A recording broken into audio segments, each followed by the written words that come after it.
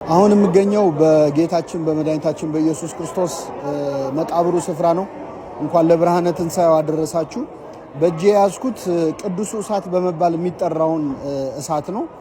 እንደሚታወቀው ላለፉት 1600 ዓመታት ከዛም በላይ ለሆኑ ዓመታት በጌታ መቃብር ላይ ብርሃን ይታያል። በዚህ ቦታ ላይ የሚለኮሰውን እያንዳንዱ ሰው የያዘውን እሳት የሚለኮሰው ሰው አይደለም። በዛሬ ጠዋት የቀዳም ስዑር ጠዋት ላይ የጌታ መቃብር ውስጥ የሚበራውን እሳት ሊቀ ጳጳሱ ገብተው ወይም ፓትርያርኩ ገብተው ያጠፉታል። ከጠፋ በኋላ ጸሎት ይደረግና በዓመት አንድ ጊዜ ከሰማይ የሚወርደውን እሳት በተአምራዊ መንገድ የሚለኮሰውን እሳት አምላካችን ኢየሱስ ክርስቶስ ለዚህ ስፍራ ይሰጣል።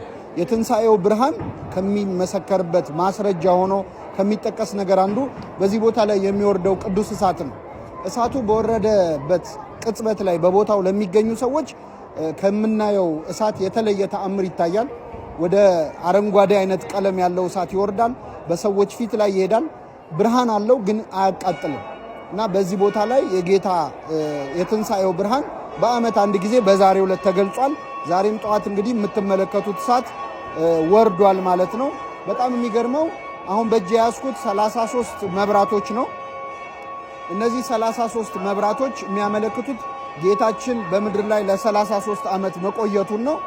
በሚያስደንቅ ሁኔታ ይህ ብርሃን ለ33 ደቂቃ ያህል ወርዶ በሰዎች ፊት ላይ ይሄዳል፣ ይነካቸዋል፣ ነገር ግን አያቃጥልም። ከ33 ደቂቃ በኋላ ግን በምትመለከቱት መልኩ ወደ ምናውቀው አይነት እሳትነት ይቀየራል ማለት ነው እና ይህ እጄ ላይ የምታዩት እሳት የትንሣኤው ብርሃን ነው። አምላካችን የትንሣኤውን ብርሃን ለሁላችን ያብራለን። በነገራችን ላይ አንድ ነገር ልጨምርላችሁ። ለእኛ ለኢትዮጵያውያን ደግሞ የተለየ ታሪክ አለው ይህ እሳት።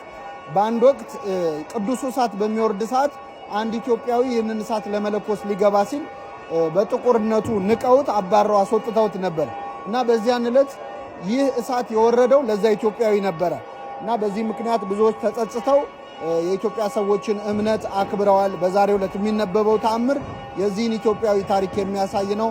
እንኳን ለብርሃነ ትንሣኤው አደረሳችሁ። መልካም በዓል።